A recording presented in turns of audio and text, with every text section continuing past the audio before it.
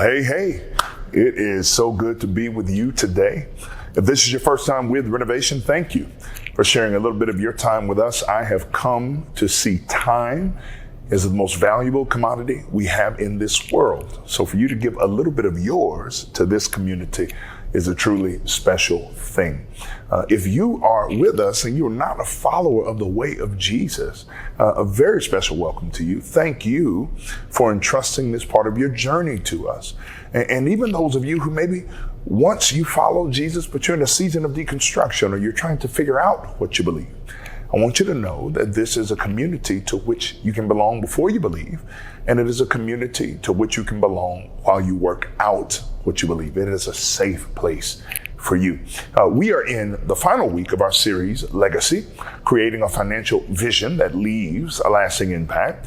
And if you would like to follow along with the prepared sermon notes, please scan the QR code on the screen and you will be taken automatically to the live event in the Bible app, which I hope is a gift to you. In week one of the series, we learned that God gives first, that God gives his first and his best, and you and I are recipients of that unending generosity. In week two, what we discovered is this, that God owns, I manage, legacy secured. Though we often see ourselves as owners, if we see ourselves as managers, we position ourselves to create a financial future that leaves a lasting impact. And then in week three, we focused on the 4 roadblocks that we must remove to create a financial future that leaves a legacy. The roadblocks we surfaced are robbing you. They're robbing you of abundant life. They're prohibiting you from promoting and producing the generational flourishing that God has promised you. And I encourage you in that message to discover the roadblock or roadblocks before you and to get God's vision for what he's given. Today, we will discover the most important thing we must do to establish and secure a legacy. And you need a starting point. If you have questions at any point, of course, please text sermon question to 94000. We love to address your questions. Let's read verses 7 through 8. If you went with me in the Bible app event, we're in the second letter to Corinth that Paul wrote, and we're going to orient our hearts and minds around where God would have us to go today. Since you excel in so many ways, in your faith, your gifted speakers, your knowledge, your enthusiasm, and your love for us, I want you to excel also in this gracious act of giving. I'm not commanding you to do this, that's important, but I am testing how genuine your love is by comparing it with the eagerness of the other churches. That's 2 Corinthians 8, 7 through 8. Now, as a follower of the way of Jesus, if you are indeed, I must presume you agree with the following, that even if I pay off every debt, build a fully funded emergency fund, invest wisely for retirement, save for my children's college fund, and pay off my home early, I could still be missing the most important personal finance principle, giving. Note, I said as a follower of the way of Jesus.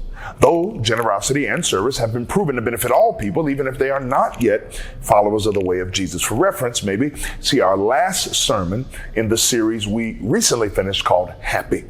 Now, we have been on a sweeping journey together so far, covered some incredible practical steps to helping you secure financial freedom and establishing a legacy that lasts.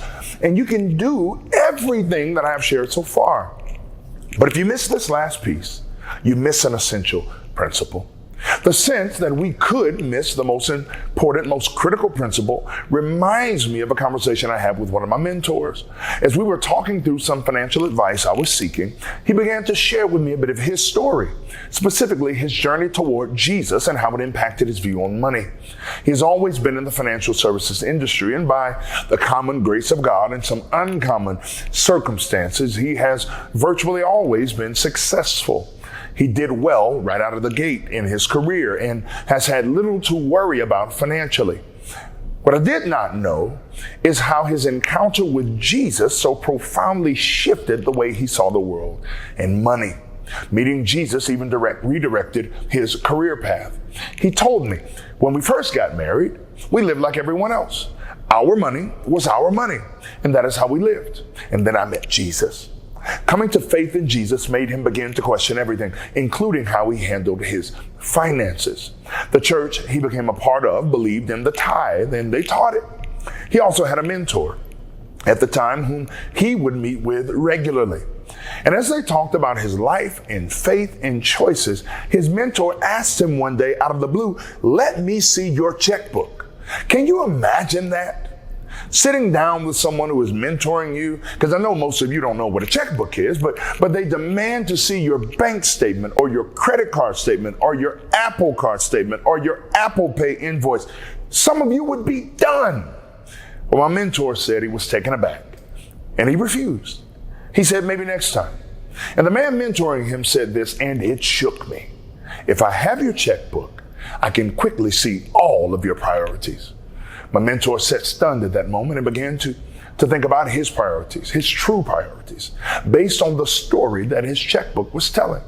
He became convinced at that moment that his family should give at least 10% back to God, but his life was organized so that he couldn't do it right away, even though he had made a great deal of money all of his life.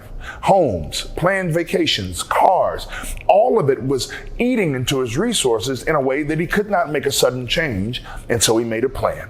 He and his wife would, over time, add 1% to their giving until they could get to 10%. He told me concerning his story, we have to give people room for the journey toward generosity. Soon he was giving 10%, but he realized that 10% wasn't the ceiling, it was the floor. He realized that God wanted him to move from simple obedience to radical generosity. He decided to let his standard of giving, don't miss this, determine his standard of living, not the other way around. Not so surprisingly, even as he has given more over the years, he has never failed to have what he needs. And graciously, God has given him more to manage. Why? Well, you know, we covered it in week 2. God places more in the hands of those that manage well. What shifted in my mentor? Well, at some point, he joyfully concluded that what God was after was his heart and his hope, not what he perceived to be his stuff. Yet, even after his mindset shifted, he needed a plan and a starting point, as do many of you. Why? Because we are so overwhelmed with how our life is organized that the thought of giving even 10% can leave us feeling defeated. But you do not have to be defeated. Listen, today can be the beginning of a new era in your life. Today can be the beginning of cementing a new legacy, casting a financial vision, and starting the next phase of your journey. The scriptures reveal to us over and over again that God wants to give you grace for the journey toward surrendered generosity. He wants to give you that grace. But your part in that journey is knowing where you are and what is your starting point. To help you in your journey towards surrendered generosity today, I'm going to teach a very, very practical message that outlines each step of the journey so that you can identify where you are and ask God to help you to get where you're going. Every person is on some part of this journey, so there is no judgment here. Every aspect of the journey is marked by a question and some associated thoughts and attitudes, which I will cover. But listen to me. Honesty is vital today. Maybe more than in any one of the previous messages, be honest. Now, the first stage of this journey towards surrendered generosity is called the initial giver stage. The initial giver generally has one primary question: what do I do with my stuff? What do I do with my stuff? At this stage of journey, which we have all gone through, what we have is very much viewed as ours. You are just beginning the journey, but you are starting to come alive to the fact that giving is probably correct. And you should probably understand God's plan for you concerning your resources at this stage in the journey. At this stage in the journey, there's often cynicism, at least there was for me. And there can also be a great deal of fear that if you were to begin giving, you might run out of money or get duped by the church. Avoidance of the topic of money altogether is often the tact at this stage, which is also the tact that the church has taken in many parts of the world because of the plethora of initial givers in their community. And at this stage of the journey, education and investment from the church are vital. All right. That's why we were so diligent in this series. That's why we're doing a church-wide financial literacy training next year. Now, if you are in this stage of the journey, you're not alone. We read together from Paul's letter to Corinth at the top of our time. The Corinthians, though gifted in so many other areas, were challenged in their ability to give. Paul implores them to match their excellence in their other gifts with excellence in giving. He sees giving as a test of the genuineness of their love. Paul reminds them that their giving is responsive to God giving his first and best in Jesus. Jesus divested himself of heaven's riches so that those who trust him would be wealthy with righteousness and abundant life for eternity. Yet, even as Paul challenges them at this stage in their journey, he gives them grace space for where they are. Listen to his words here in verse 12. He says, whatever you give is acceptable if you give it eagerly, and give according to what you have, not what you don't have. There are two massive things we must not miss in that sentence. First, note that Paul says anything you give is good if your heart is right. As long as you eagerly return to God a portion of what is his, it is a good gift. And the second thing to note is Paul encourages people to give from what they have, not trying to give from what they do not have. It is God's grace for the journey. Now, what about the tithe? You may be thinking, you said the tithe is the floor, not the ceiling. Yes, I did.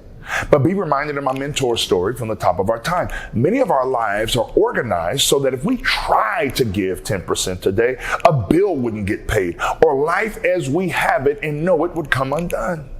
So what do? Make a budget. Make a budget, as we said in part 3 of this series. I told you this is going to be very practical. Make a budget. Give a percentage that you can now, weekly, every week, that will not cause financial injury to yourself or loved ones. Whatever it is, give it, even if it seems insignificant to you. Make a plan to reorganize your life and eliminate debts. Thank God for the grace and the space to be on a journey toward freedom and legacy level impact. Dream of giving more and then do it.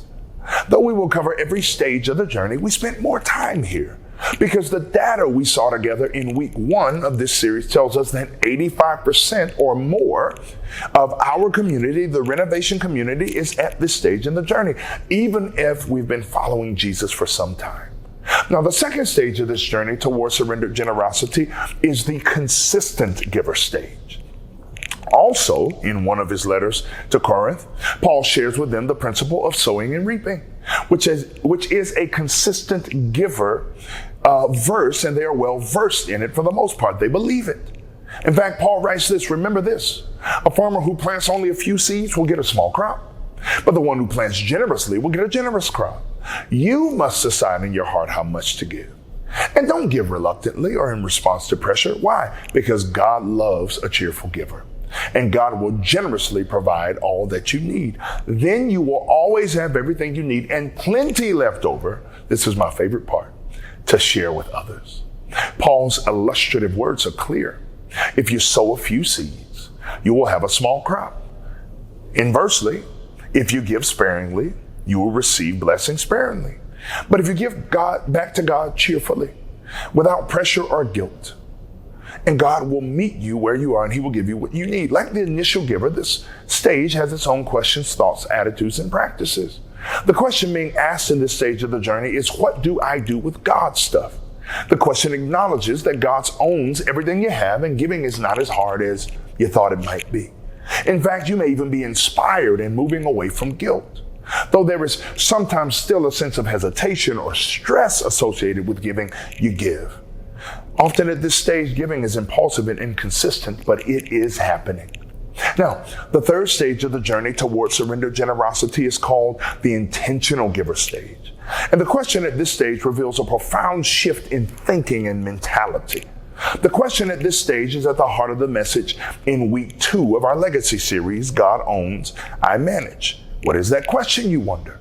The question is this: what does God want me to do with God's stuff? Did you catch it? At this stage in the journey, you will notice the I sentiment is gone. At this stage, it is no longer about what I want. It is no longer considered my stuff. It is at this stage of the journey that you begin to count the cost of following the way of Jesus, as Jesus describes in Luke 14, and have determined that following the way of Jesus means doing things Jesus' way with Jesus' joy. When you reach this point of the journey, towards surrendered generosity. The habits and attitudes that limited your giving are dying, and you start to experience more freedom the more you give. This journey stage brings with it the knowledge that God not only owns it all, but he wants to ultimately guide you in how you allocate all he has entrusted to you. You are grateful at this stage. You feel and live blessed at this stage in the journey, and your giving reflects it. At this stage in the journey, your giving is budgeted. It is the first line item. It is consistent, and it is a specific dollar amount or percentage. Is this where you are in your journey towards surrendered generosity? I know that some of you are. I suspect it is. But can I encourage you that God has more for you? In fact, maybe he's calling you to step to the next stage of your journey towards surrendered generosity, which is called the spiritual giver stage. It is fair when you hear this to wonder to yourself, what is the difference between the intentional giver stage or consistent giver stage and the spiritual giver stage? It is this. The question changes. Instead of asking God, what does God want me to do with God's stuff? The question is, what does God want me to give from what God has given?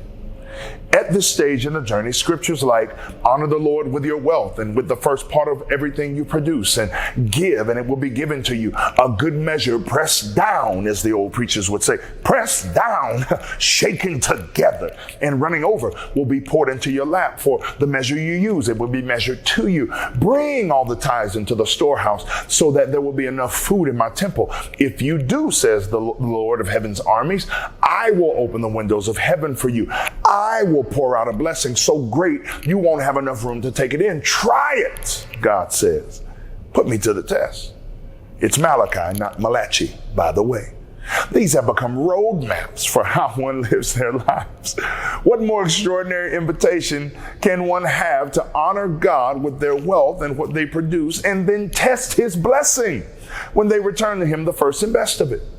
One late evangelist and larger-than-life public figure said this: we have found in our home that God's blessing upon the 9/10 when we tithe helps it to go further than the 10/10 without his blessing. That's a word right there.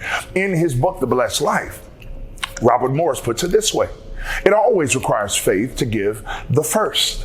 That's why so few Christians experience the blessing of tithing. It means giving to God before you see if you're going to have enough. By tithing, it is as if we are saying to God, I recognize you first, I'm putting you first in my life, and I trust you to take care of the rest of the things in my life. That is why tithing is so important. It is the primary way we acknowledge that God is first. It is clear scripturally that God wants us to give from the first of our income. We are not giving from what is left over, but rather a deliberate and intentional giving of the first of our income that comes in. People at this stage of the journey believe those words.